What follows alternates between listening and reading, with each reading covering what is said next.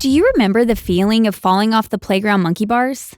That can be a pretty painful moment in the life of a preschooler or kindergartner, even if it doesn't end in a cast or stitches.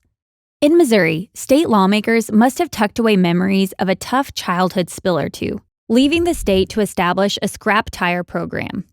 Offered to nonprofit groups throughout the state, the program was designed to replace asphalt, rocks, and other playground materials with soft rubber made from recycled tires. That smart use of recycled materials means less tires piled up in landfills and fewer injuries. Like many nonprofits, Trinity Lutheran Church of Columbia applied for the program, hoping to replace the pea gravel surface of its playground. Trinity Lutheran's ministry includes a child learning center, which is open to all members of the community for children ages 2 to kindergarten. About 90% of the children in the preschool don't attend Trinity Lutheran. Plus, children from the surrounding neighborhoods use the playground after school and on the weekends, making it a well-trafficked and well-loved neighborhood spot. Yet even though the church scored 5th out of 44 applications competing for 14 grants, government bureaucrats denied the grant to Trinity Lutheran. Why? Simply because the playground was owned by a church. The message of this decision was clear. Protecting kids from unnecessary bumps and bruises is a worthy goal, as long as those kids aren't at a religious school. If that sounds unfair, that's because it is. In fact, banning religious nonprofits from a funding program that is available to all other nonprofits isn't just unfair, it's unconstitutional as well. Equal treatment of a religious organization isn't an endorsement by the government, but unequal treatment is unconstitutional and unfair. With the help of Alliance Defending Freedom, Trinity Lutheran filed a lawsuit and the case made it all the way to the Supreme Court. In June 2017, the court ruled 7-2 in favor of Trinity Lutheran.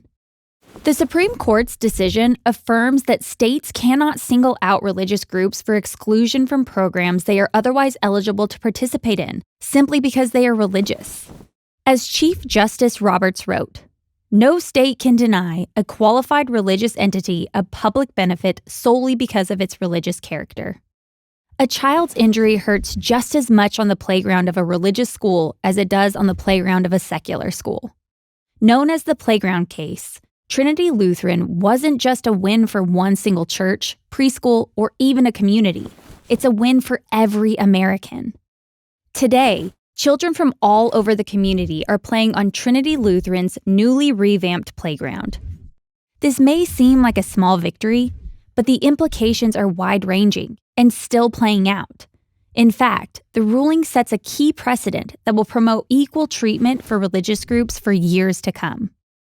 In 2020, for example, the Supreme Court relied on Trinity Lutheran to decide a case called Espinoza versus Montana Department of Revenue.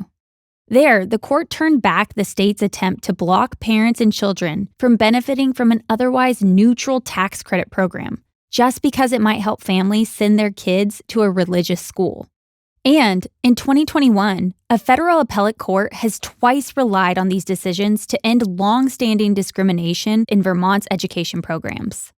The court ruled that state and local governments cannot keep students at the Catholic high schools out of tuition and dual credit class programs just because they choose to attend religious schools. This is America. We don't treat people of faith like second-class citizens here. Isn't it time for federal, state, and local governments to relearn that lesson once and for all? Find more videos like this at adflegal.org/freedom-matters. You can also subscribe to ADF on YouTube and follow them on Facebook today.